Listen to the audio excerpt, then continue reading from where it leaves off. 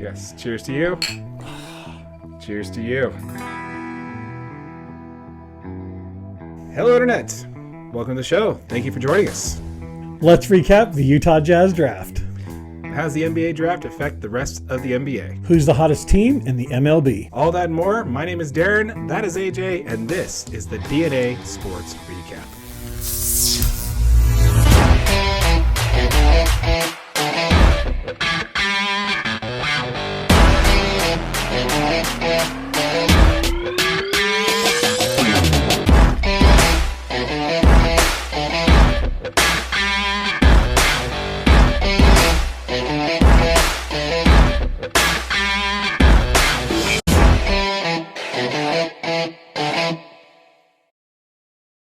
So for the 88% of you that have not subscribed, please consider doing so. Thank you. How's it going, AJ?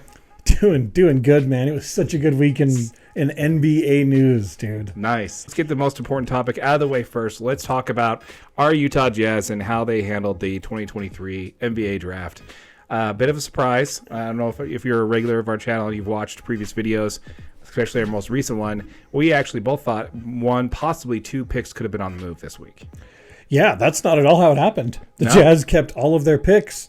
You know, Justin Zanuck did, he did say that they were very popular during the whole drafting process as far as moving up, moving down. But Jazz end up standing pat and keeping all three of their draft picks. Yeah, so by being very popular, does that mean their phone was ringing and they were ignoring it, or was nobody picking up their phone? No, I think their phone was ringing, and I think the Jazz were choosing not to move up or down. And I think I know why. They obviously had their picks, selected. They obviously make all their draft picks in certain order, and then, the names just get crossed off. Something super interesting that I read this morning is the Jazz were actually debating on whether to take Taylor Hendricks or Keontae George with the number 9 pick. Oh, really? The fact that he was still on the board at 16. He was still on the board at 16. Wow. And they were like, no reason to move from there. We get both the guys we thought we wanted to take with 9. Yeah, so on the Jazz's big board, I read this right after their 8, 9, and 10 picks were the 3 picks that they made. Yeah. On their and then for those who don't understand on the podcast what big board is, it's basically what they rank the prospects and how they think they're going to go in the draft. Number 8, 9, and 10 were the 3 people that they picked. So I thought that was pretty insane that they didn't have to make any move. Obviously, they got the people they wanted without having to make any moves. I think that's kind of the big reason why they didn't trade up, is because they didn't really see anybody they thought was going to go off the board, come off the board. Yeah. And they just played a little bit of roulette there and just expected it to fall where they were fall into their laps, basically. Can I say I am a little disappointed they didn't trade up for Anthony Black? Dude, really? The more that I watched that kid, dude, I was so excited that there was rumors that they were going to move up and take him. Yeah. I did like the Anthony Black trade. I thought he was a good fit, but I didn't think he was going to fall far enough to be where they were going to be. Right. Honestly, is it worth it to trade 2 picks for this one guy? I don't know. In the draft this deep and very top heavy though, San Antonio, Charlotte, Portland, Houston, Detroit, Orlando, Washington, and Indiana. All of those people are not in a position where they're not going to need a top 5 pick more than the Jazz. I would say the Jazz are probably desperate. In the best position of those 8 teams before them. Yeah, they were definitely in a position where they needed every one of those people in front of them needed their picks. So yep. I didn't see a shot of them changing once I saw the way that played out. But so let's go ahead and talk first thoughts, first reactions, other than the fact that they kept on to all their picks. What do you think? First thing is I think it's pretty amazing you called it on our show last week, was that you're like, this is the guy I like at 9, Taylor Hendricks. Yeah. Bam. Yeah, well, he's like I said, he's shooting over 40% from 3 in college, which is no small feat for a guy his size. Yeah. 6'9", I'd say pretty borderline NBA ready type body already. Yep. The Jazz say they want him to add a little bit of weight, but that can be done over an off. I mean, a little bit of weight over an off season. I mean, a little bit of muscle, but at 6'9", he's a big, tall dude. Yes. So. Yeah, I was a little surprised that number 16 and number 28 pick fell right where the guys were top 10 players on their board. I thought that was insane. Yeah. So Yeah, I really like Taylor Hendricks. I think he's going to be a great fit. Again, 6'10", right? 6'9" with a 7'3" wingspan. Yeah, 6'9". He's 6'10" here on ESPN's draft board. Okay. 215 pounds. They're giving him an 6'9", inch. 6'10"-ish. They're giving him an inch. Yeah. With shoes. Maybe, yeah, with shoes versus without shoes. Anyway, yeah, he flew underneath the radar. Central Florida kid. Wanted to stay close to home, so he didn't go into one of these big college play, like Duke or anything like that. He just kind of stayed local to where his hometown was, and now he's going to be traveling all the way across the country here to Utah. And I'm looking forward to it. Excited to have him here. Hopefully, we'll get to see him in some summer league play this year. Yeah, absolutely. It's funny because the more that I watch tape on Taylor Hendricks, the big thing is that he struggles to create on offense. He can't create his own shot. That's one of the big things that they say he could use improvement on. And I think that actually fits perfect with this Jazz offense, dude. Yeah. I really see him being a stuck in the corner. He slashes really well. He's super athletic. He can get up and throw the ball down. He's an excellent rebounder. I think that his style of play fits into the Jazz's future plans just perfectly. I think so too, man. I don't know. The knock on him, I don't think is going to be a knock for him on this team. You've already got multiple people on our team that are going to, on the Jazz, that are going to be playmakers and distributors. You don't need another person who needs to have the ball in his hands to create. Yeah. He's a catch and shoot type player. Yeah. And he's not even a great ball handler. But I don't think they're going to. I mean, they don't need him to be handling the basketball. Like, no, you have players for that already. Yeah. I mean, Larry Markkinen's going to have the ball in his hands. Jordan Clarkson, if he ends up staying, like, we've got plenty of guys that can create their own shot and that are efficient enough at dishing the ball. We just need him to be ready to shoot it when he gets it. Crash the boards, continue to get up and down the floor. Like, those are all things that he loves, and like. Oh, man, I think he's such a good fit for this Jazz team. Yeah, I think he is too. And a lot of people, I don't know, just we're sleeping on him, man. Like, I'm surprised. Like I said in our previous episode, I doubt he's going to be available at 9 because I didn't think he was going to be there. Because both him and, which actually Ryan, which is the one I thought was going to come off the board, actually the Jazz didn't pick him up. He went much later, didn't he? He went way late, dude. Yeah, so I'm kind of like, Yeah, he went way late. I saw that. He was still on the board for, when we got Bryce. And I'm the one that plays in New Zealand, right? Yeah, New Zealand. Not Australia. Give us a break, guys. Our apologies. Okay, we missed. Don't worry, we'll fire half of our R&D staff. Yeah, absolutely. Whoever's taking these notes should be fired immediately. Yeah. At least have their pay cut in half. All right, so as far as let's go ahead and move on to Keontae George. This is the pick that I think that kind of puts the icing on the cake and kind of ices the fact that the Jazz may not be interested in Jordan Clarkson long term. I think that's kind of Keontae George is a Jordan Clarkson type player, caliber player. Absolutely. He's got an excellent 3-point shot. He's a great playmaker. He's got really, really good footwork, which is Jordan Clarkson's forte. He will juke you, double juke you, pivot 66 times and wait till you jump and then draw a foul. That's the type of player that Keontae George is. Great footwork. He's got a really good pull-up game, in the mid-range.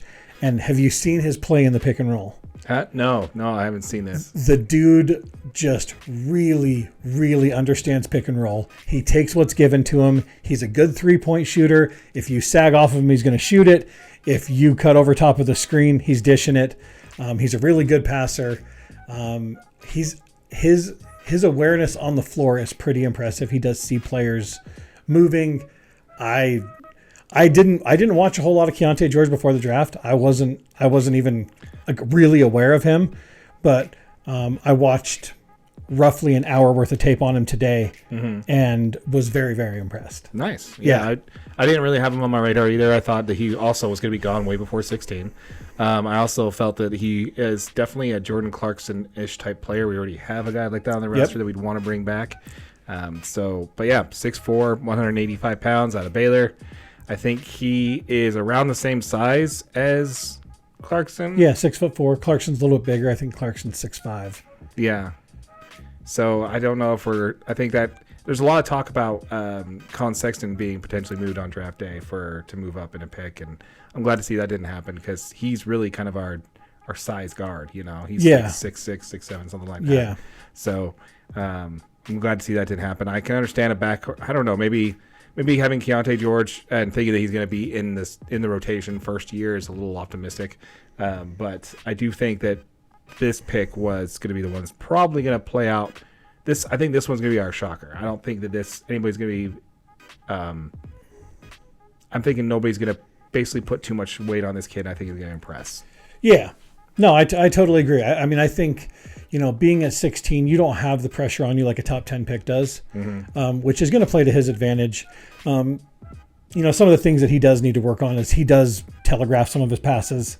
He'll stare him down, and he does throw some quick passes. Like he'll try to get fancy and kind of touch past some stuff places. I think that's all stuff you can work on. Yeah, that's all stuff you'll play out of. The spacing in the NBA is much different than it is in college, which I think will definitely help Keontae George moving to the next level. And the other thing is he is a volume type shooter. His efficiency is not great. He is a good scorer, but he's volume based, right? I mean, he's very much like very much, and that's exactly it, dude. I mean, he's just like Jordan Clarkson. I mean, he's a volume type guy, but he's good, dude. He's got some really good skills, and I'm super excited about this pick as well. Yeah, I think he's going to be the one that's going to kind of jump out and really, be the surprise pick that we've got out of this draft. So again, super surprised we didn't move any of these picks, but it is what it is. Let's go ahead and move on to Bryce Sensabaugh. Yep. Sensabaugh. I keep saying that wrong.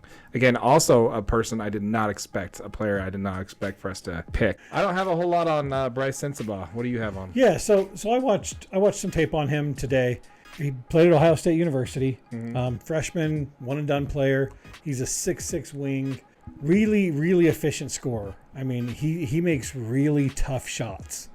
Like, he's great at driving, has really good body control. He's kind of the opposite from the Keontae George pick. He's really good at creating his own shot. He's a pretty decent catch and shoot 3-point shooter, but he's not fantastic at pulling up and shooting the three. So that's something he would have to work on in his NBA game, is being able to make that, pull up 3-point shot. His defense has quite a bit to be desired. He pretty routinely lets people just pass by him.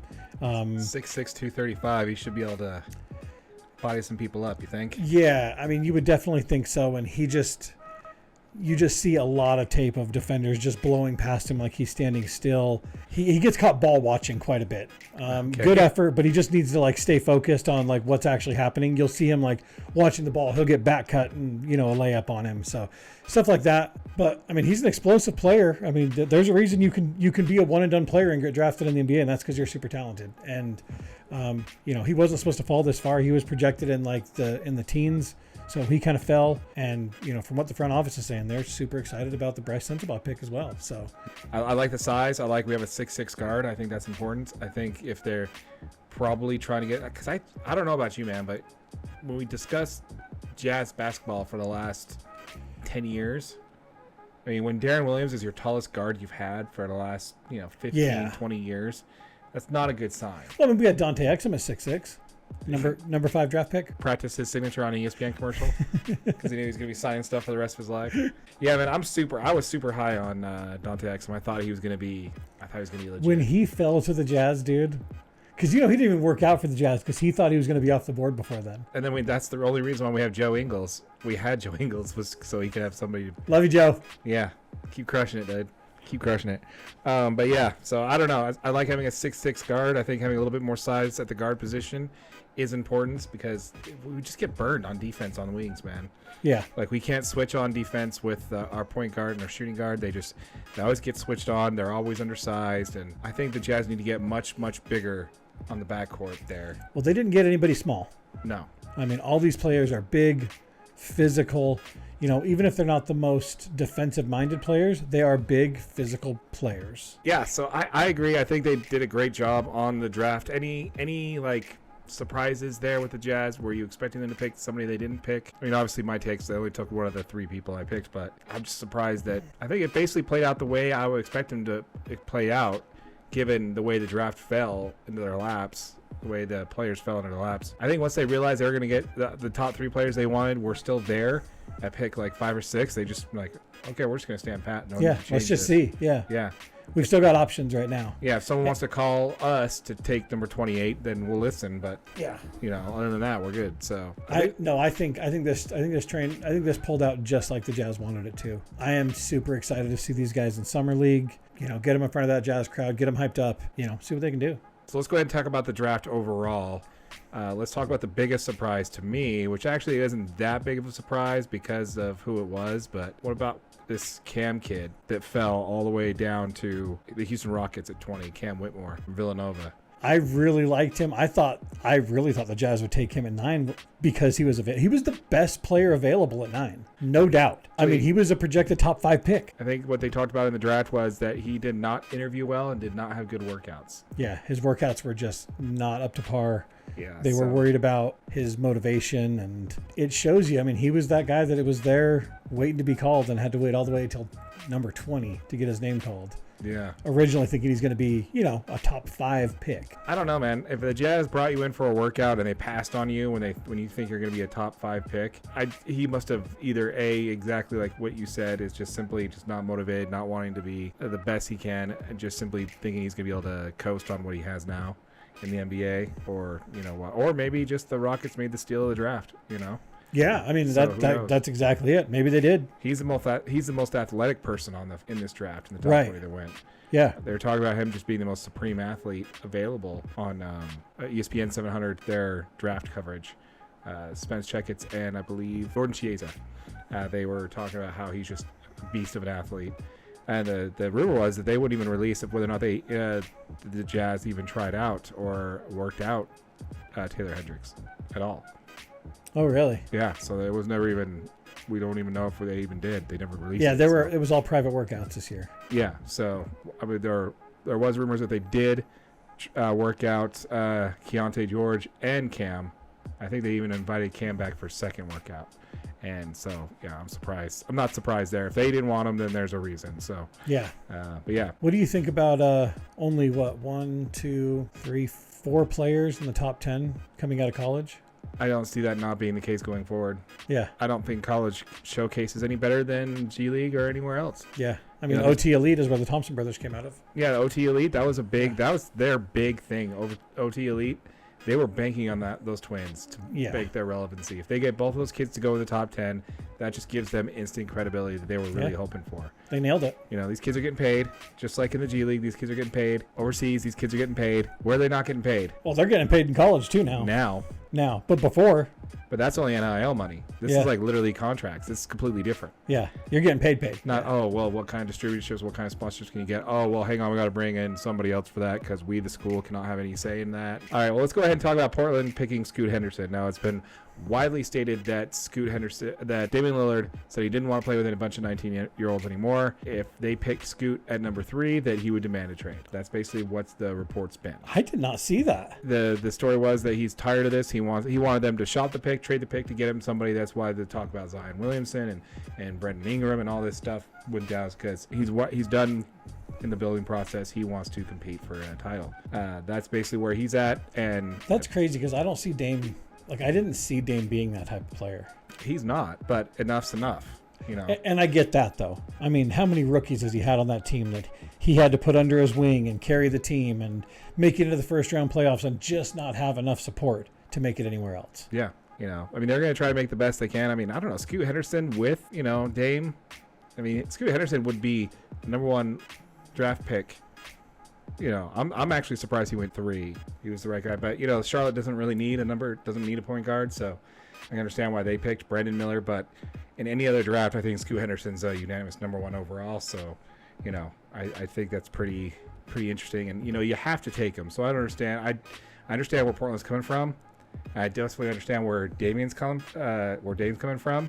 So I just think it's just the perfect time for them to put together a trade and get something back for Damian Lillard that will help them rebuild around Scoot. Did you hear the interview that they had with him? I didn't. Damian Lillard. So, Damian Lillard was on a podcast, and he said out of all of the 3 teams that are potentially going to be of interest to him if he's going to be traded, which one we want. One of them was New York, one of them was Milwaukee, and the other one was Miami. And there was a 4th team that I don't really remember, but he said, well, obviously Miami. So he picked Miami over all the other teams to go to. So now if you're Miami, you do what you got to do to make this trade happen. Yeah, but the thing is salary-wise, talent-wise, you're probably getting rid of every single piece of bench depth you have. I still say you got to do it, man. You've got to do it. I agree. That is a hard pill to swallow, man. I don't think the Miami cares, man. What they're talking about right now is, first of all, they'd be out of the issue. They wouldn't have to deal with the collective bargaining agreement because they'd be out of Dame's contract in 2 years. So they're good to go there. You get rid of Tyler Hero's contract. You get rid of, was it Duncan Robinson? Yeah. So he's on his rookie scale contract, so he's still okay. But you trade those 2 pieces, and you get Damian Lillard, and he immediately becomes your number 1 option for that team. It definitely helps Jimmy. Jimmy died in the playoffs, man. He was elite because Jimmy Butler just turns it on in the playoffs. Imagine if he didn't have to carry the team because he ran out of gas after the Boston series. He just had nothing left in him for the finals. Yeah. You could literally watch his points per series drop. Yeah. Imagine if you had Damian Lillard and you didn't have to worry about that. I agree. Damian Lillard's a clutch player. He has some of the highest clutch stats that we have from a guard in the NBA in the last 5 years. I think if you have to, me personally, if I have to pick somebody to take a 3-pointer with time expiring, I choose Dame over Steph. Dame has ice in his veins. Yes. There is no moment too big for that dude. And how many times did a few games in that series where they could have got out of Boston if they would have made a 3? Yep, just needed a 3.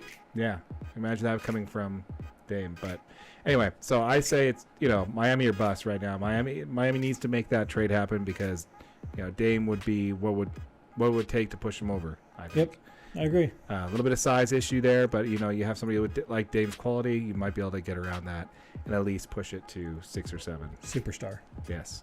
The only other thing that really happened was Chris Paul. We that's reported on the trade. Mm-hmm. He gets moved from the Wizards, and now he's headed to the Warriors. What's your take on that? Just a quick comment. I mean, the fact is there's not a whole lot to see here. Chris Paul's name is big because of who he used to be. He's just a player that used to be good at this point. Yeah. So he's way past his prime. Going to be 39 years old. They're just looking for an option to maximize the Steph Curry championship window. Yeah. I think this trade does a few things for him. One, they become a lot more efficient at that position. They get out of Jordan Poole's massive contract. They get out of his contract. They're going to be paying CP3 $30 million.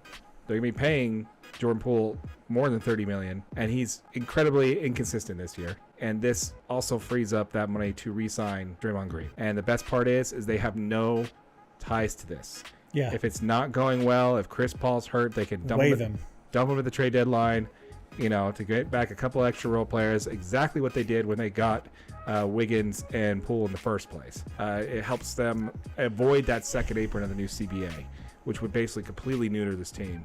Yeah. No veteran minimums and all this stuff. They'd have to not do that, basically. So they made all these trades, and they paid Wiggins and Poole thinking, everything's hunky-dory. And then all of a sudden the new CBA comes out and completely neuters that team from being able to do anything going forward. This is a perfect move that gets them out of the second apron, allows them to re-sign Draymond Green, trades the irrelevant player for what their offense is trying to do, and puts them in the best space to even move away from Chris Paul's contract if it's not... Worst case, you waive him. Yeah, I still think you'd be able to trade him somewhere. Oh, you will. But yeah, so I think those are the big things that happen in the NBA. It was a busy week. Yeah, It was a busy week. It was fun. It almost happened a little too quick. I mean, without us doing a show every day or two, it's hard to stay in front of some of this stuff. All right, so let's go ahead and move on to Major League Baseball. Yeah. Let's talk about the hottest teams in baseball, because you're actually going to be interested in this. Because it actually plays in. I bet it's going to be a long trek, but stick with me. Okay, I'm in. Hold on. Baseball talk. Cheers. Baseball talk. Cheers. Hell yes. That's what I'm talking about. All right, so we have the San Francisco Giants. They are 9-1 in their last 10. They're on an 8-game winning streak. They currently now are second in the NL West. Wow. behind the Arizona Diamondbacks. They actually start a series starting tonight against the NL West leaders, the Arizona Diamondbacks, and they're only 4 games back from there. So They can make up some ground. they can make up some ground. Absolutely. Coming out of nowhere from second to last place, being one of the worst teams in the National League, to now being in second place, and now have a 68% chance of making the playoffs, according to CBS Sports. Wow. So, super awesome. Yeah. Next, we have the Atlanta Braves. They are on an 8-game winning streak. Go Braves. CBS Sports have them at a 98% projected to win their division right now. 98% to win the division. Yes, they have a 6-game lead in their division right now, and they have a 106 run differential, which means they're outscoring their opponents by 106 runs. That's quite impressive, so good job, Braves. But let's talk about the hottest team in Major League Baseball right now. It's not real. The hottest team? Yeah. Yeah. Because I know who you're going to say. Yeah. And it doesn't seem real. No, it doesn't. So the hottest team right now is the Cincinnati Reds. They have won 11 games straight. They're now leading their division, the Milwaukee Brewers, the ones that were leading at June 1st. So we'll see if this is Right? It's the June 1st thing. the June 1st thing. Catch that last video? Exactly. Be sure to take a look at that. We'll probably put it somewhere. But yeah, so they are a game and a half lead over the Brewers in the Central Division right now. And actually, they are tied for the second longest winning streak by a team who lost more than 100 games in the previous season. Super impressive. That is insane. Yeah. They had the 3rd worst odds of making the World Series entering this season. The 3rd worst odds. With all this being said, I mean, they're 14-2 in their last 16 games. They've definitely caught on fire. They're going. Their odds to miss the playoffs are still a minus 390. Oh, really? Yeah, unfortunately, they do have the toughest remaining schedule in their division. The division's kind of garbage, though. But the toughest. I mean, the fact is if they can continue to play well and power through and win some of these games, they could show that they are a legitimate team coming and have a chance to win. Agreed. But they do have a tough schedule coming up, and Vegas still says they're going to miss the playoffs. Oh, okay. Well, I might place a bet on that one. Yeah. Might No, place a bet on that that's one. the thing is if you got any faith in the Reds, now's the time to put money on it. Oh, my goodness. At yeah. minus 390 to miss. Yeah, I don't know, That man. means you make money when they make it. So let's talk a little bit about the Cincinnati Reds and what they're doing that's kind of turns things around for them. So let's talk about first Ellie De La Cruz. Have you seen this guy? Uh-uh. Ellie De La Cruz, third baseman, 6'5", from the Dominican Republic. He's a robot. Yeah, he was called up in 14 games played. He's only been with the team 14 games. In the last 16, what are they? 14-2? 14-2. Yeah, how about that? So he is batting .321 with 18 hits, 6 RBI, 2 home runs, and 6 stolen bases. Jonathan India, which is a former Rookie of the Year 2 years ago, and Spencer Steer share the team lead in home runs with 10. So this is not like a flash in the pan, all of a sudden, they just get on a hot streak. This kid was brought up, and he's injected life into this team. Yeah. And he's a third baseman, 6'5". That's massive. They also have a couple of players. They also have TJ Field. Fiedel, yeah. Fiedel, I guess. Matt McClain and De La Cruz are also all batting above 300 right now. So there's not just guys hitting home runs. They have 3 to 4 players batting above 300. So, yeah, the Reds are cooking. Now, yeah, they're winning almost every game coming from behind. They were down to the Rockies. They were down to the Rockies by like 0-4, and they came back to win 8-6. Wow. So, yeah. Here's the thing, though. And this is why I want to go down this long path. Guess who play together in a head-to-head streak starting tonight at the time of recording? The Reds and the Braves. Yes. Yes. So the first time. That was actually that first actually time. was the first time. So, yeah. Don't cut it. Okay. No need to get that one. So the Braves and the Reds series starts tonight, and only one team is going to come out of this with their winning streak intact. You got the Atlanta Braves, who have won 8 straight, and you got the Reds. Oh, yeah. Both leading their division right now. That's so pretty good. That should be a good game. Either way, I think it's going to be an awesome series to watch because you got the Reds, who are beating some decent teams too, and you got the Braves that are just playing out of their minds right now. So, yeah. But yeah, so I think that's fantastic. Some fun baseball stuff. And again, with Arizona playing the Diamondbacks, the Arizona Diamondbacks playing the Giants, we have a couple of series in the National League, at least, that have some implications in seeding and who's playing there. So fascinating stuff. That's super cool, actually. Let's go ahead and talk about All-Star Voting, shall we? Yeah.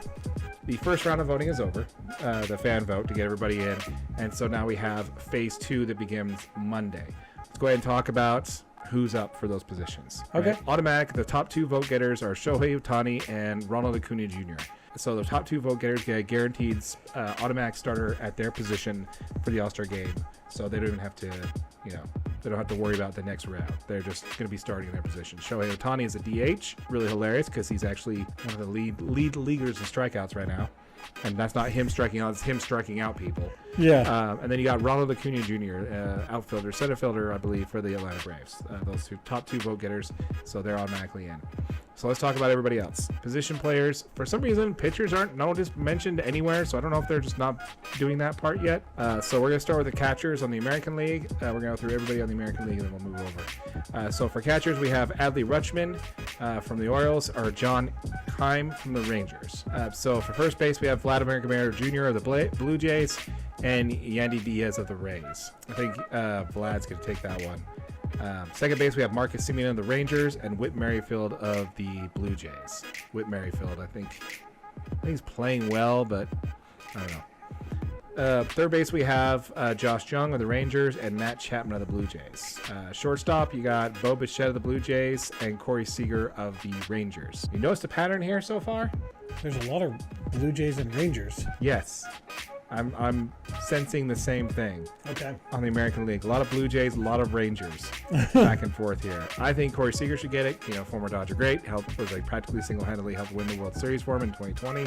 And here's the outfield. We got Aaron Judge, Mike Trout, Randy Rosarena, Yordan Alvarez, Kevin Kiermaier, and Adolis Garcia. Only a few Rays and Blue Jays in that one. So... But yeah, so that is the American League. For the pitchers, we have Sonny Gray. These are just the ones that I think are going to be the ones that are going to get in. Okay. We have pitchers. We have Sonny Gray of the Twins, Shane McClanahan from the Rays, Kevin Gausman from the Blue Jays, Joe Ryan from the Twins, and Garrett Cole of the Yankees. So those are the starting pitchers that I think are going to get into it. Not going into the bullpen arms. There's just too many names to go through. And we'll be here all day if we do that. So. It's a little crazy. Yeah, so we got National League. We have the catchers. We have Sean Murphy of the Braves, Will Smith of the Dodgers. First base, we have Freddie Freeman of the Dodgers, Matt Olson of the Braves. Second base, we have Luis Arias of the Marlins, Ozzie Albies of the Braves. Third base, we have Nolan Ryan of the Cardinals, Austin Riley of the Braves. Shortstop, we have Orlando Arcia of the Braves, Francisco Lindor of the Mets. At DH, we have JD Martinez of the Dodgers and Bryce Harper for the Phillies. That's a lot of Braves. That's a lot of Braves. It's a lot of Braves. They just have a whole all-star team? Pretty much. I think what's really funny about that is there's a lot of the first baseman one is a lot of Braves fans. On the outfield, we have Mookie Betts of the Dodgers, Corbin Carroll of the D-backs, who is my dark horse to win the MVP this year. Corbin Carroll, the D-backs. Calling that today, YouTube. Yeah, that's right. Book it. Lourdes Gurriel Jr. from the D-backs and Michael Harris II of the Braves in the outfield. So yeah, only one player of the Braves in the outfield there, but two people from the D-backs. Pitchers, we have Marcus Stroman of the Cubs, Spencer Strider of the Braves, Bryce Elder with the Braves, Logan Webb from the Giants, Merrill Carey of the Diamondbacks. You got Clayton Kershaw of the Dodgers, Alex Diaz with the Reds. And here's one I put in there because it's a shame that his name wasn't listed on all these already. But Zach Gallen of the Diamondbacks is not in there. And I am just a little offended because he's the front runner for the Cy Young. He's been disrespected in years past. Make sure you comment below, Diamondbacks fans. We want to hear what you think about it. He's my Cy Young for the National League. Easily going to be the guy. So. All-Star game in Seattle. Yeah. So. Wander Franko plays for the Tampa Bay Rays. Yes. He just got benched this week. I saw this story. The story is that he needs to do a better job dealing with frustration and being a better teammate. Really? Okay. Yeah. He's a 22-year-old kid. He's pretty widely considered one of the most exciting players in baseball. Oh, yeah. And, he's obviously playing for the MLB best Tampa Bay Rays, who are currently at 52-26, which includes a record of 32-9 at home. I think it's kind of tough you put some of these players in big-time situations. And well, that's the problem is Braves do this a lot, too. What they do is they'll take a prospect that comes out and plays well, and they'll immediately sign him to like a 7-year deal to give him just a crap ton of money. Yep. Generational wealth right off the gate so they can lock him in in 3 years, that contract's going to look like a bargain. But these players just aren't ready for that kind of money right off the gate. And I think that's kind of what you're seeing. You're seeing, okay, the league's kind of figured him out a little bit. Performing well to the hype. He's performing quite well this year. He's batting over 300. Yeah, I saw. He has some crazy averages. Yeah, he's playing well. His slash line's really good. I don't know if he's actually batting 300. I didn't look at that, but he's close to it, if not. It's a little bit of growing pains for the kid. I think he's going to get there. He'll figure it out. Yeah, that's really tough. I mean, to just, like I said, to be in a high-profile situation like that and then be told you don't have to deal with frustration, I bet you that frustrates him. I think it's probably a best move for him, though.